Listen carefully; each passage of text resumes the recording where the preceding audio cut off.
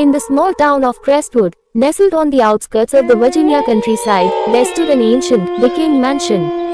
Known as Crestwood Mansion, it had been abandoned for over a century, after the tragic disappearance of the esteemed Lancaster family who once called it home. For years, the townsfolk spoke in whispers of strange occurrences at the old house, flickering lights in the windows, eerie sounds echoing through the night, and shadowy figures that seemed to roam the grounds. Yet, no one dared enter. That was until a group of paranormal investigators decided to film a documentary, determined to uncover the truth behind the sinister rumors. Led by skeptical but determined journalist Hannah Ross, the team arrived at the mansion on a chilly October evening. As they set up their equipment, the sun sank behind the hills, casting long shadows across the overgrown garden. The mansion loomed above them, its towering spires and broken windows giving it the appearance of a watchful, malevolent presence. Inside, the air was thick with dust, and the wooden floorboards creaked beneath their feet. The walls were lined with tattered, moth-eaten wallpaper, and antique furniture sat frozen in time, as though waiting for the return of its long-gone owners. The team split up, setting cameras and motion sensors around the house, each step amplifying the tension in the air. As night fell, the mansion came alive. First, it was subtle, a door creaking open on its own, a faint whisper carried on the wind. But soon, the atmosphere grew oppressive. Cold spots appeared in rooms with no windows, and the air seemed to hum with an otherworldly energy. The team's walkie-talkies crackled with static, and they began to hear voices faint, indecipherable but undeniably human. Hannah and her cameraman, Mike, ventured into the mansion's infamous West Wing, where the Lancaster family had vanished. As they descended into the basement, they found something disturbing: symbols carved into the stone walls, surrounding what appeared to be an ancient altar. Strange artifacts littered the floor, and the room pulsed with a dark energy.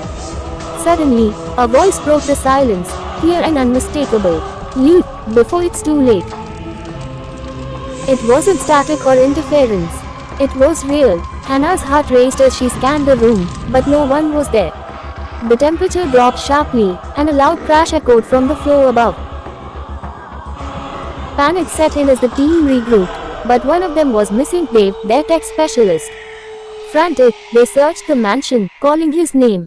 In the ballroom, they found him, staring blankly at the grand chandelier.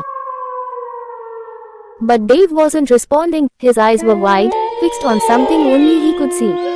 His voice, when it finally came, was a low, trembling whisper: "They're here, they never left."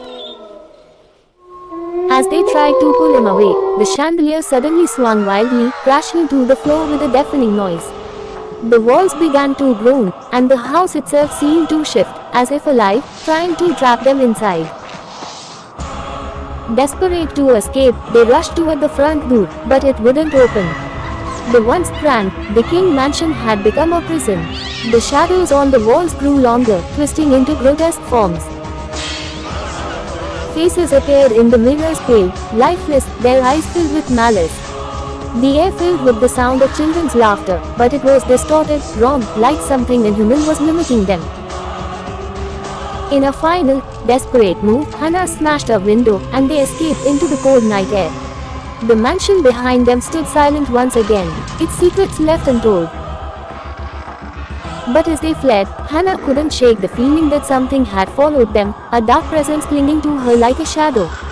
The next day, the footage they had captured was too disturbing to air. Dave was never the same, his mind lost to whatever had taken hold of him in the ballroom. The mansion, once again, stood abandoned. But now, Crestwood's residents knew one thing for certain: the Lancaster family never left. And neither would anyone else who entered their home.